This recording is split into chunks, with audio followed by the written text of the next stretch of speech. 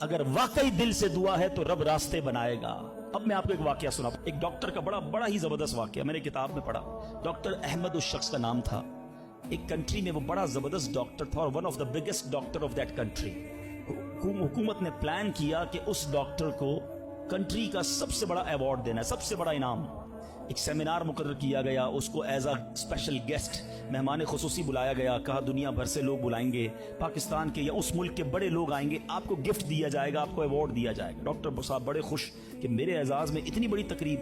مثال دیتا ہوں، ان کی منڈے کو تقریب تھی، سنڈے کو انہوں نے فلائٹ بک کر لی کیپٹل جانے کے لیے، دارالحکومت میں جانے کے لیے۔ سنڈے کو جب فلائٹ ٹیک آف ہوتی ہے، بڑے خوش ہیں ڈاکٹر صاحب کے لائف ٹائم ایک ایسا ایوارڈ مجھے ملنے والا ہے جو پوری زندگی میں نہیں ملا مجھے۔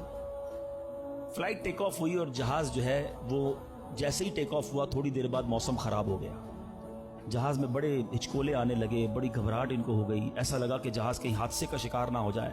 کیپٹن نے اعلان کیا کہ جہاز میں کوئی فنی خرابی ہے، موسم بھی بڑا خراب ہے، ہمیں کسی چھوٹے سے ایئرپورٹ پر جہاز اتارنا پڑے گا۔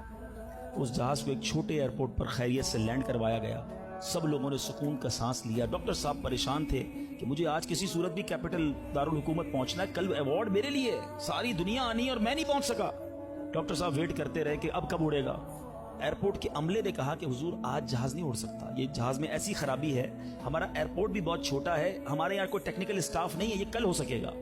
ڈاکٹر صاحب کہے میں مر جاؤں گا، بہت بڑا پرابلم ہو جائے گا، مجھے کل بہت بڑا ایوارڈ ملنا ہے، مجھے کیپٹل پہنچنا ضروری ہے۔ دیکھیں اگر آپ نے واقعی وہاں پہنچنا ہے نا تو اس کا آسان حل یہ ہے، آپ گاڑی کرائے پہ لیں، جہاں جانا ہے وہ 6-7 گھنٹے کی ڈرائیو ہے، آپ رات تک پہنچ جائیں گے، آپ جہاز کا انتظار نہ کریں۔ ڈاکٹر صاحب کو مشورہ سمجھ آیا، رینٹ کار لی، گاڑی ڈرائیو کرنا شروع کی۔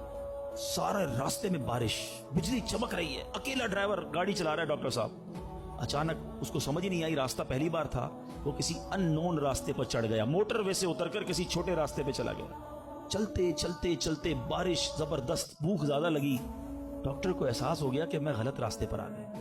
اب بارش بھی اتنی، بھوک سے برا حال، دیکھا ایک چھوٹا سا گھر، اس میں بلب جل رہا تھا۔ اس ڈاکٹر نے گاڑی میں پارک کی، دروازہ نوک کیا، ایک بوڑھی خاتون باہر نکلی، کہا بیٹا کون ہو؟ کہا ماں جی راستہ بھول گیا ہوں، بارش بہت ہے۔ کہا بیٹا اندر آ جاؤ۔ اس خاتون نے جو گھر میں کھانا بنا تھا ڈاکٹر کو پیش کیا۔ ڈاکٹر احمد کو بھوک بڑی لگی تھی، کھانا کھا لیا۔ اب اس بوڑھی ماں کے پیچھے ڈاکٹر نے دیکھا ایک جوان بیٹا بستر پر لیٹا ہے۔ کہا ماں جی یہ کون ہے؟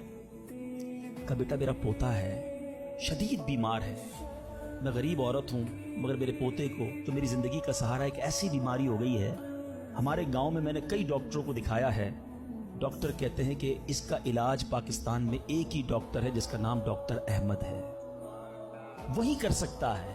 بیٹا ہر نماز کے بعد دعا کرتی ہوں کہ اتنے پیسے جمع ہو جائیں کہ میں اپنے اس معذور بیٹے کو ڈاکٹر احمد کے پاس لے جاؤں، تم مجھے مسافر لگتے ہو، ذرا تم بھی دعا کر دو میرے بیٹے کا علاج ہو جائے۔ ڈاکٹر احمد دسترخوان پر بیٹھ کر رونے لگا، کہتا ہے ماں جی میرے جہاز کا خراب ہونا، چھوٹے ایئرپورٹ پر اترنا، میری گاڑی کا راستہ بھولنا اور آپ ہی کے دروازے پر آ کر کھڑے ہونا، یہ فقط آپ کی دعاؤں کا ثمرہ ہے، میں ہی ڈاکٹر احمد ہوں، آج آپ کے گھر میں آ گیا ہوں، میں آپ کے بیٹے کا علاج کروں گا۔ یہ ہے دعا۔ اللہ سے دعا کرو تو گھبراؤ نہیں، اللہ سے دعا کرو تو یقین رکھو، اگر واقعی دل سے دعا ہے تو رب راستے بنائے گا۔